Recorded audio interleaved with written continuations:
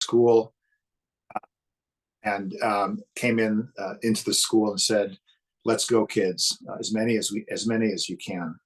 About 10 of us crammed into the VW, and he again tore through the Jerusalem streets, and finally was able to bring us each to our own home, where we went in, and of course went right to the air raid shelter where we spent the next 3 days. 1967. Fast forward to the 7th of October 2023. The granddaughter of David Simon, who took us in that vehicle and was able to take about 8 or 10 of us to safety, is a young woman by the name of Yael Simon. She's about 30 years old. She's a fitness and martial arts instructor. And she and her boyfriend decided to go to a dance, a nature party, a rave that took place near Kibbutz Re'im in the Negev, close to the Gaza border, and spend the night outside, sleeping outside, listening to music, dancing. Around 6:30 in the morning, she and 3,000 other people who were there heard the sound of what sounded like increasingly gunfire and increasingly near gunfire. She and her boyfriend quickly assessed the situation, were able to sprint several hundred yards to their vehicle, as it turned out, the saving grace was that they had a 4-wheel drive Jeep. And rather than join the convoy that was headed out on the one road that leads out of that place, she and her boyfriend decided to go through the fields and over rough terrain to try to get to safety as quickly as possible. Along the way, they were hailed by multiple people desperately trying to get out of that place. And by the time they had reached safety, they had 8 or 9 people in their all-wheel drive vehicle with them that they basically took to safety. 56 years of difference, or basically a very long time period, 56 between these two events, 2 different generations of the same family taking kids, young people, to safety when they were in harm's way. Gives you a sense of what these things can look like. So that's some contextual facts. Let me give you some more facts. Let me give you some history in numbers very quickly of the history of pogroms against Jews over the years. In 1880 or 1903 and 1905, the Kishinev in Moldova, that pogrom killed 68 people in one day. In Morocco in 1912, 51 people killed on one day. In Hebron in Palestine, what was it in Palestine? 67 people killed in 1929 on one day. In Kristallnacht in Germany and in Austria in 1938, 400 people killed in one day. In Farhud in Iraq, 179 people killed in one day in 1941. And in 1946, after the war, surprisingly or not, in Poland, in Kalice, 42 people killed in one day. Now you get to the 7th of October, 2023. In Israel, 1,000 people were killed in one day. These are numbers that encapsulate the horror, the incomprehension, the dread that Israelis feel today after the past 3 days. It's tempting to make a direct comparison to the Yom Kippur War, and it's appropriate. It's tempting to make a direct comparison to 9/11, and it's partially correct. It's tempting to make a direct comparison to the 1968 Tet Offensive in Vietnam. In some ways, that's correct. Here is what none of these comparisons captures. That is that Israel was and is supposed to be the Jewish people's answer to all of the pogroms I have just mentioned, to countless other depredations over the centuries, and of course, to the mother of all pogroms, the Holocaust. It is supposed to be an antidote to Jews being summarily rounded up, killed, burned at the stake, crucified, raped, and tortured. That fundamental expectation was dashed 3 days ago. Yes, the Yom Kippur War was terrible, but the 2,800 Israelis killed were soldiers defending the border from the largest military organizations in the region. This war began with 1,000 people killed, but mostly civilians. Gaza is an area of about 140 square miles, about the size of the District of Columbia, but with about 3 times the population, about 2.1, 2.2 million people. It has a long and tortured history in the annals of Jewish existence in the land of Israel, going back to Samson, who famously carried the gates of Gaza on his back to deposit them in Hebron, according to the Bible, when he was ambushed on the way by locals after a night of revelry with a local woman, at least according to the Bible. When Gaza became a part of Egypt following 1948 Israel War of Independence, the Egyptians wanted no part of Gaza. It was starved of resources. It was left to wither and exist in poverty, populated by a mix of native Gazans and Palestinian refugees from that war. When Israel occupied Gaza in 1967, it continued to be a dead end in terms of development, opportunity, economic growth. It was also fertile ground for extremist ideology and violent opposition to Israeli rule throughout the years. And when Egypt and Israel signed a peace treaty in 1979, Egypt wanted no part of Gaza, and the area remained a kind of Siamese twin of the West Bank. The Oslo agreements of the 1990s were supposed to chart a series of steps to Palestinian statehood. These did not happen, of course, though in 2005, Israel decided to unilaterally exit Gaza, leaving the PA, the Palestinian Authority, in charge. By 2007, Hamas had engineered a violent internal coup and took over Gaza, which it has ruled ever since. Hamas was founded in 1987, at the time of the first Intifada. The Hamas charter is quite explicit. There is no room for a Jewish state. All of Palestine should be an Islamist state. Following Israel's disengagement and withdrawal and the Hamas takeover, that regime proceeded to build weapons that are intended to allow them to eventually attack Israel, including a rocket building program, which has continued to develop and grow over 16 years. Periodically, the Hamas regime would seek to launch rockets with increasing range and sophistication against Israel, in turn resulting in Israeli efforts to curb the production and deployment of these rockets. There were multiple Israeli operations designed to thwart the Hamas rocket and missile program and remove that threat. The operations had all kinds of names. The Operation Cast Lead, Operation Pillar of Defense, Operation Protective Edge. They were all partial and temporary successes, but ultimately Hamas would rearm, and it would happen all over again, to the point where the policy came to be described in Israel as periodically cutting the grass. It didn't work. But nothing happened ever like what we've seen over the past 3 days. So let me take you back to Gaza, and let me take you to Gaza in 1956. In 1956, on Lag BaOmer, on April 29th, a young man by the name of Roy Rotberg was murdered. He was a farmer.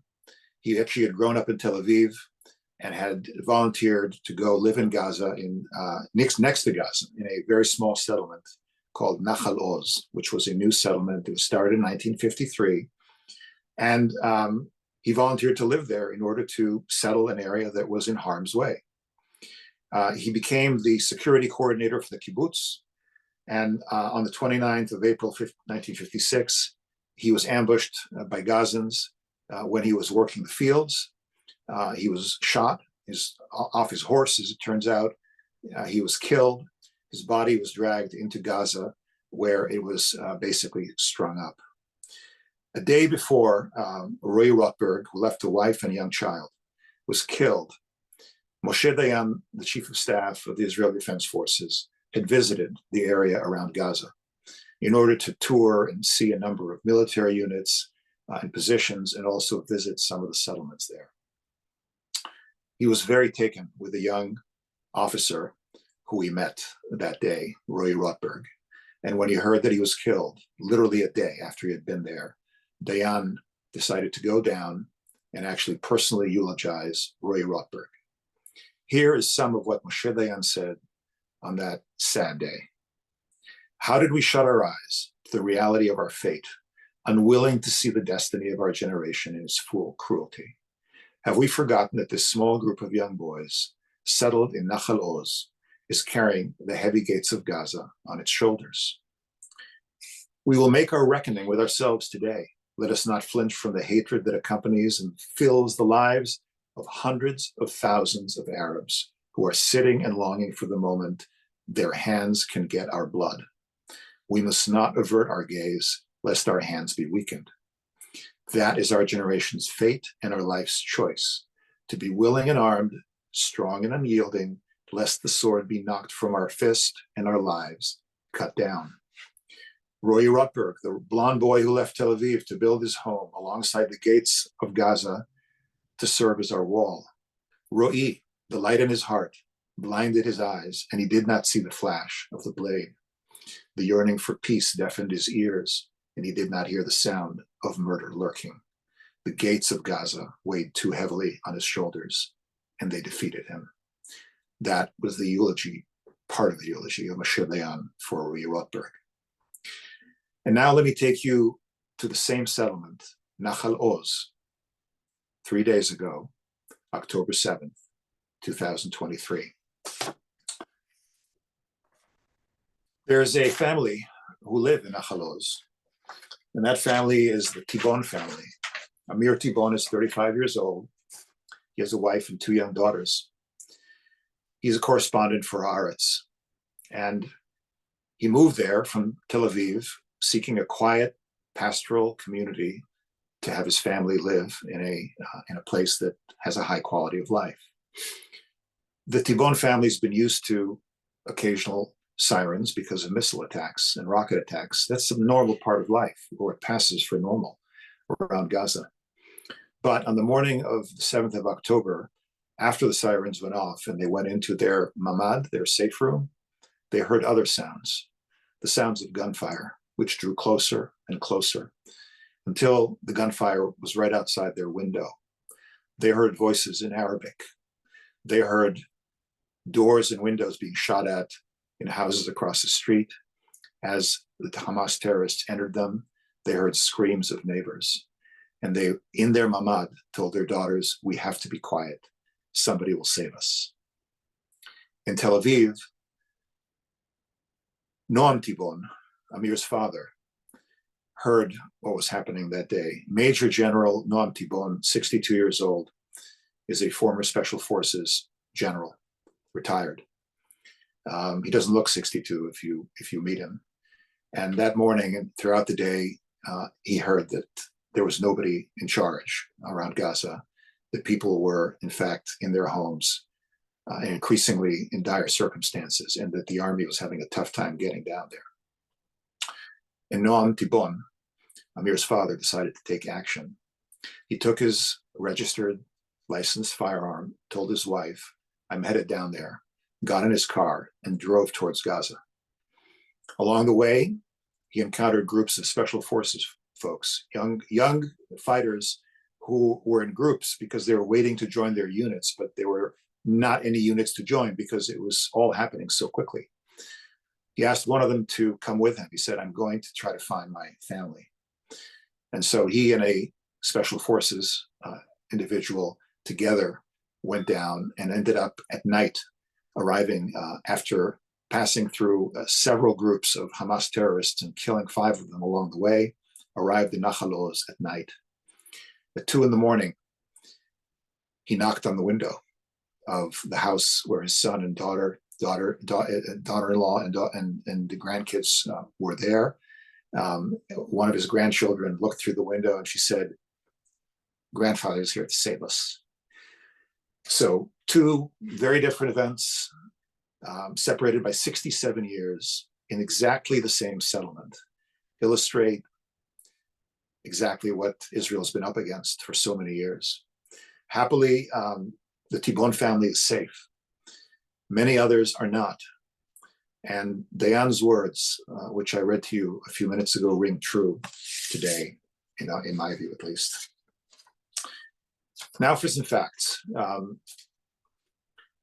This was planned for many months. That is obvious. The Hamas was able to completely, without being noticed, and with Israel totally in the dark, was able to plan this operation meticulously. It was a massive intelligence failure on the part of Israel. There's some indication that Hamas was able to use different radio frequencies to communicate that were not available and not known to the Israelis, strange though it sounds. It is very clear that they had Iranian help in planning this operation. There were multiple meetings that the head of Hamas, who lives in Lebanon, and the head of the IRGC, the Iranian Revolutionary Guards, had along the last few months, including one just 10 days ago or 12 days ago. They used highly sophisticated tactics. They used drones actually to disable the targeting systems that are sitting on the fence that are supposed to basically automatically shoot anything that moves. In Hebrew, it's called ro'eh yoreh. It sees, it shoots. But it can't see anything if there's a drone that's dropped a grenade on top of it and disabled it, which is what they were able to do to multiple targeting systems. And when they cut through the fence, essentially with the Israelis blinded, at least temporarily, they were able to rapidly advance using vehicles that they went through the fence with to Re'im. Re'im is a kibbutz close to about 7 miles actually into Israel. And that is where the division command of the Gaza division is based. And when they got to division command, they were able to immediately find and kill basically all of these spotters. Tatspitaniot, these are young women soldiers who train to actually spot using sophisticated video mechanisms and these targeting systems, whether it's an antelope crossing, whether it's an individual crossing, and alert the security forces so they can get to the fence in time. About 25 of these young women apparently were killed literally in their beds that morning within minutes. A few of them were captured and taken into Gaza. So the IDF for that crucial first 30 or 60 minutes was blind. And by the time, it became obvious what was going on, several things had happened. One, the Hamas had been able to set in place explosive devices set to trip when reinforcements arrived, because the division command is a very sensitive area. We'll get there in a second. But then what they did was systematically enter villages with the aim of massacring or kidnapping civilians. And that's effectively what they did for many, many hours. There are many heroes that the stories are just coming out. Some of them are what are called these Minutemen units, these Kitot Konenut. That means basically Minutemen, as in the United States and Massachusetts in the 1770s. They're the local residents who were trained to shoot and bear arms, and if anything happens, they're the first line of defense in a settlement. They fought with incredible tenacity in these settlements.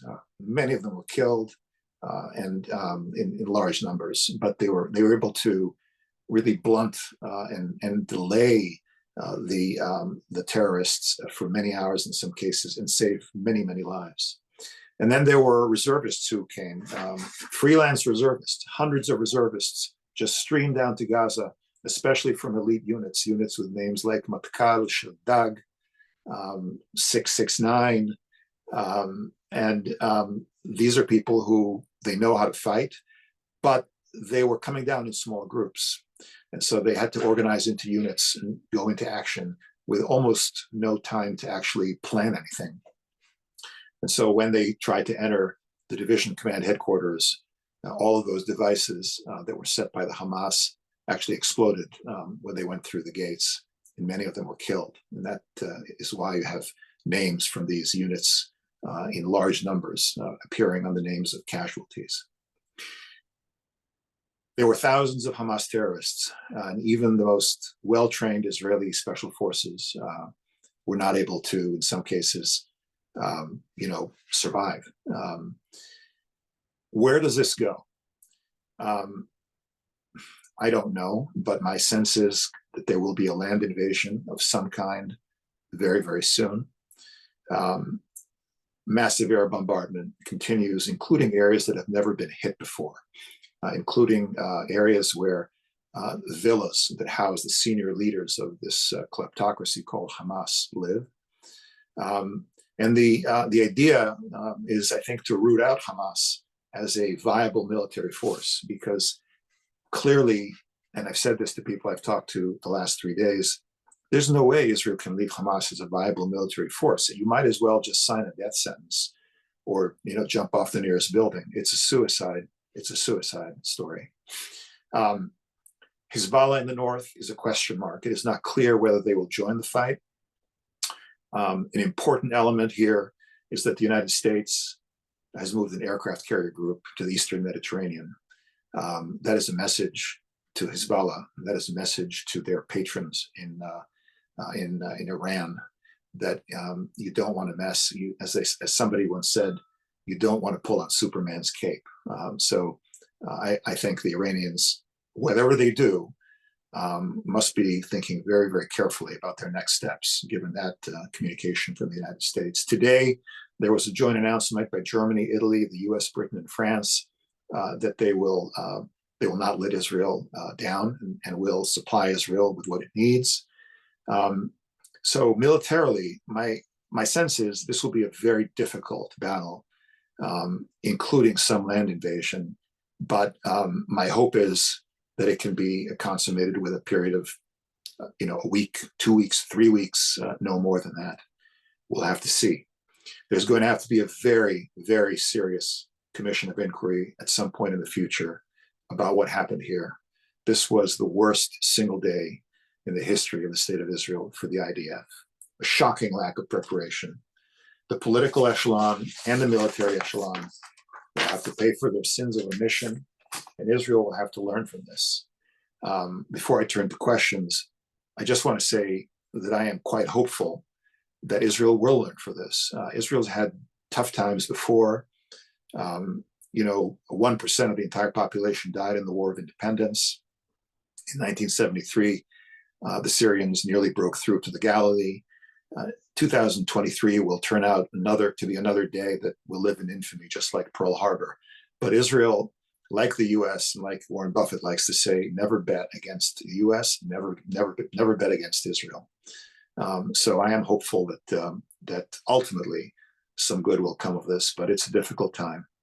Joel, I'm happy to take questions. Great. I'm going to begin just by beginning with kind of exploring different borders. So first of all, the focus on Gaza. So it seems like there will be a land incursion in the coming days. What do you think the end game will be? Is it to decimate Hamas? Is it ultimately to occupy Gaza? Is it to free the hostages, to mow the grass, as has been termed in the past? What will be the stated goal? Well, underlying freeing the hostages is an important element in whatever Israel does, because if you recall, years ago there was a deal to free one hostage, Gil al-Shalit, for 1,000 prisoners. So you can imagine the cost of freeing 150 prisoners, Israeli prisoners in Gaza. So put that aside for a moment. I don't believe anybody in Israeli high command has any desire or in fact intent of occupying Gaza. It is as unoccupiable as any area is. But I think that what has happened over the past is that Israel has, as a policy, been. I know it sounds. These are brutal campaigns, of course. The buildings are taken down, but Israel has had policies of literally calling people in buildings and actually using projectiles with no explosive in them in order to hit buildings, warning civilians to get out. They've done that in every one of these operations, which have been very, very there have been a lot of people killed in them over time, but there's been a real effort to minimize that. But the result has been, that the senior leadership is still there. I think this campaign will be about one thing more than anything else, and that is targeting the senior leadership of the Hamas, either killing them or capturing them. And I think the aim of any campaign in Gaza will have that as the number one goal. There won't be any other goals other than freeing the refugees or the prisoners that are there, rather, sorry. But killing the senior Hamas commanders is very important at this point. There are many questions coming in. I won't be able to get to all of them, but I would like, if you could help us as an American Jewish community, and this is a big question and a difficult one that I think we'll all struggle with. I imagine in a couple of weeks, as the war proceeds and there are human casualties, knowing that Hamas uses human shields and places themselves in schools, that the death toll will rise, the siege will continue, there will be a lack of water, electricity, food, and of course, a world outcry against Israel and the Jewish community. We've seen this before, with even the potential that anti-Semitism could rise in America. How do we prepare ourselves and most importantly, our teenagers, our children, our college students, to combat this sense in the world that continues to be so pervasive?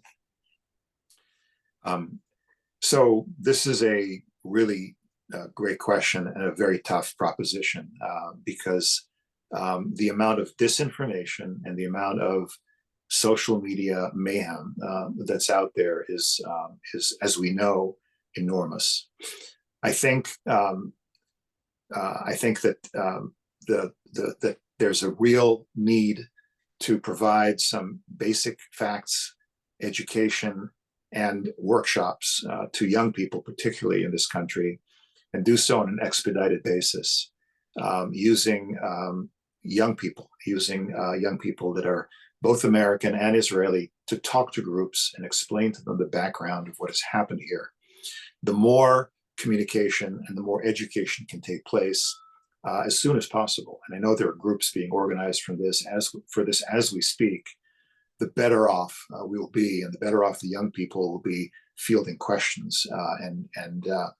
There's not much we will do about the press, and there's not much we will do about the United Nations and many foreign countries. But in the United States, I think the key is younger people and educating younger people and giving them facts, and doing so in a rapid and organized way, because the facts are clear.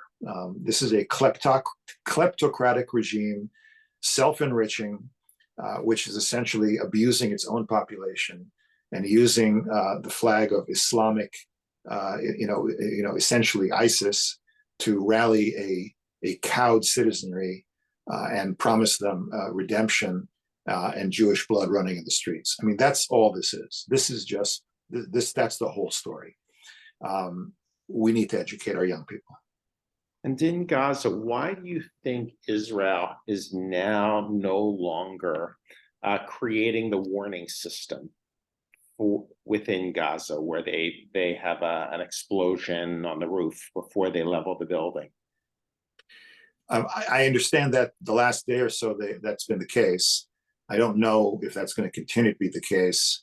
It may be that they are I mean, they have warned entire neighborhoods to evacuate. So there's a neighborhood housing senior commanders and villas that house the families of, where they have basically issued a warning: evacuate in the next 12 hours, blanket warning. So I think that takes the place of some of these more building by building kinds of situations. It's not going to be a pretty war. No war is pretty. There's nothing I can do about that. Yeah. So let's jump to the northern border, and some of the questions are related to that. We know that Hezbollah has more missiles, more advanced missiles, more capability than Hamas. Right now, it's fairly silent, although I think the North is rightly on edge this evening. What is your sense? What would be the reason, recognizing that Iran really pulls the trigger or decides not to? What is the strategic thinking there? My sense is Iran is an important element because Nasrallah, who will be weighing the devastation that will be inflicted on Lebanon as a result of a conflict against his loyalty and need to support his patrons in Iran. And so a lot depends on what the Iranians ask and demand that he does. Hezbollah is a far more potent force than Hamas. They're an organized military, as you know. In 2006, the last time Israel had a war against Hezbollah, it was the Second Lebanon War, and it was a very tough fight. And they've gotten much more precise weapons since that time. Israel's tried to prevent that, but we can imagine they have far more precise missiles, and they have 150,000 of them. 150,000, not 10,000, 150,000, that's 15 times. So my guess is, and my hope is, and I'll say it very clearly, and I've said it before, the United States support for Israel, doesn't matter which administration, but clearly in this case, the Biden administration is such an important element here. Israel is a tough country, but it's a regional power in a place where there are other regional powers with very big, patrons and very big pockets. And American support is crucial. So the message delivered to Iranians directly and indirectly through the Sixth Fleet movements is probably more important than anything else right now. I'm cautiously optimistic that Nasrallah will, and the Iranians themselves will not make the mistake of actually engaging, because it's going to be very costly, including potentially having, American aircraft carriers launching Tomahawk missiles against Iran. That's not something you want to see if you're sitting in Tehran. Yeah. So let's focus on Iran a little more, in that it seems like Iran plays a big part in this conflict, obviously, and especially with Hamas and Hezbollah. Some say that it was timed to prevent the normalization of ties between the Saudis and the Israelis. It seems to be successful as the Saudis pull back a little bit. But what do you think is happening behind the scenes between the Saudis, the Israelis, the Egyptians right now? I think number one, you're right. If you're sitting in the shoes of Yahya Sinwar, the head of Hamas, and if you're sitting in the shoes of Hezbollah and of Iran, Israel is in a perfect storm from the standpoint of its vulnerability right now. Number one, it has internal division, which looks like, although it's turning out that reservists are showing up in, everybody is going into reserves in Israel. There's nobody saying they're not going into reserves. They're getting more than they need. And everybody who knows Israel would have been able to tell you that's what's going to happen. But if you're sitting in Beirut, you may say, hey, this is an opportunity. Look, the Jews are fighting against each other. Number two, there is this moment of grace where there could be a deal with the Saudis with all kinds of ramifications for the Iranians, particularly, who are their rivals. They're fierce regional rivals, Shia versus Sunni. There's a whole range of rivalries there. No love lost between those two regimes. And they could say, well, what better than to prevent a rapprochement between Israel and Saudi Arabia? And if we can kill that bird as well with a stone, that's great.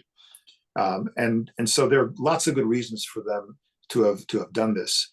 If you're the Saudis, remember that the Saudi, even the Saud family is formally the protector of the holy sites. That is their designation, and it's a special designation in the Arab world.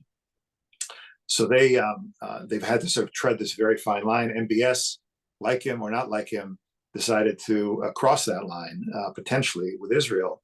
But now they have to be careful because lots of Palestinians will be, unfortunately for everybody, killed in this campaign. And so it's likely this initiative to bring about an extension of the Abraham Accords to Saudi Arabia will be, at the very least, significantly delayed. But that's highly likely to happen. Question on the domestic politics of Israel. And I think it's true of America too, that after 9/11, America came together in ways that we hadn't seen and were unified behind the president. I'm not sure years later if that would be the case as a nation that is so polarized. In Israel, as you mentioned, we're seeing reservists quickly reporting. It's the biggest call up in history. The threats that we heard 6 weeks ago of reservists refusing to serve did not come to fruition. At the same time, in the Israeli press, it seems, there is a very open criticism of the government while the battle is taking place. I mean, you've been an observer for a long time. Is it a little different? What happens to the government? Does the polarization in Israel impact this war effort? I think it impacts the aftermath of the war effort. I really do believe nobody who's actually engaged in the actual conflict is giving a second thought to any of the issues around the judicial reform or any of the issues around the prime minister's trial or anything like that. That is not entering anybody's mind. The issues are: the military needs to recover its footing, needs to take the initiative, needs to take the battle to Hamas and quickly end this war. That's the only thing that's being thought of. But it is the case that there is some discussion, and certainly if you turn into Israeli TV or read Israeli newspapers, the blame game is going to be a fierce blame game after this is over, because there are various schools of thought. It certainly did not help that Israelis were in such significant conflict, and so much energy was sucked out of the room by the internal conflicts between Israelis over the past 7 months, that it cannot have been a good thing in terms of being prepared for any of this kind of eventuality. So that is the case. The other thing I will say is, if you go back to the 6-day war, on the eve of the 6-day war, 3 weeks before the war, Levi Eshkol, the prime minister, invited the arch rival Likud party, which was called Gachal, Gush Cherut Liberali. It was the predecessor party to the Likud under Menachem Begin, to join in a unity government, and with no preconditions. The difference between those two parties was just so significant that was a big move. But it broadcast something. It said, we're all in this together. It's 3 days into the fight, and we're waiting for a unity government to emerge. Tomorrow, there's actually meetings between Benny Gantz and Netanyahu. Yair Lapid is a question mark. And the issue, frankly, is some of the more extremist people in the cabinet who are anathema to so many people in Israel. We'll see where it goes. There must be a unity cabinet. There must be a broad consensus to have a government that will focus only on this war. And hopefully that'll happen in the next, I thought it would have happened by now. It hopefully will happen in the next 24 hours.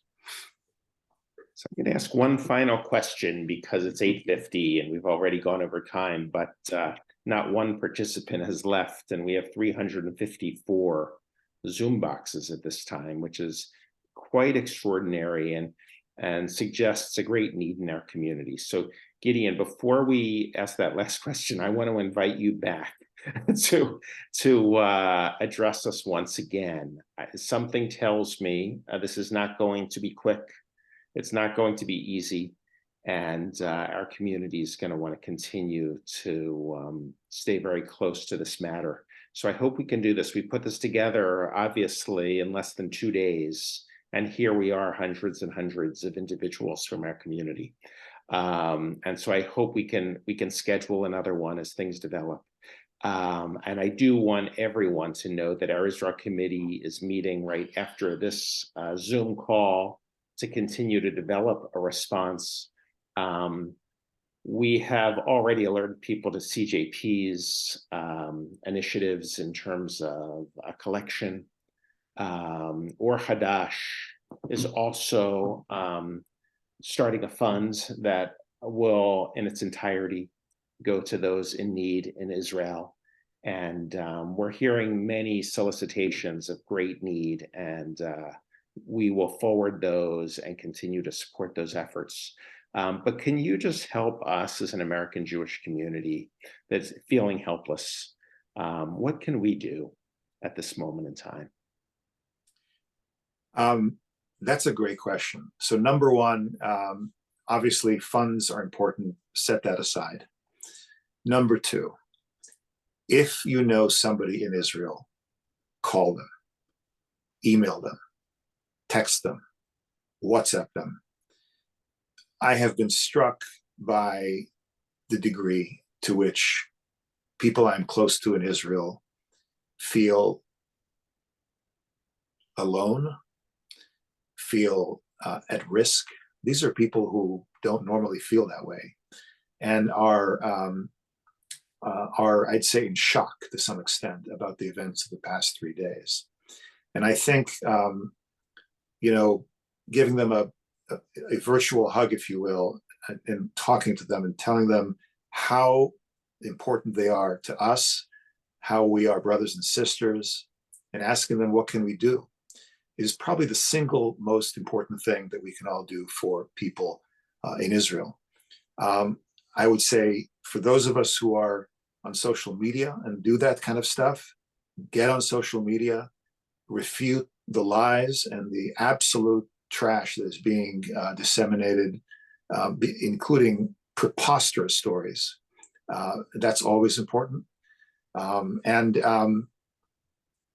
then be secure, I guess, in the knowledge that this country will get back on its feet and be what it will fulfill its potential. So don't worry about the long term. Gideon, thank you so much. For those who were not able to get into the Zoom room initially because it was set up for only 300 participants, we've recorded this call in its entirety, so we can send that out. And we will meet again soon, and hopefully with better news than we've been reading these last couple days. I cannot thank everyone enough. Obviously, this was the darkest day that the Jewish people have experienced, the greatest loss since the Holocaust in one day. And Gideon's provided that history for us so well. And that, God willing, brighter days are ahead, and that our prayers will be answered. So thank you once again, everyone. Let's end with a heart tap, and we'll sign off and hopefully see each other soon, certainly on Shabbat, Friday night. We'll see you soon. Good night. Laila Tov. Laila Tov.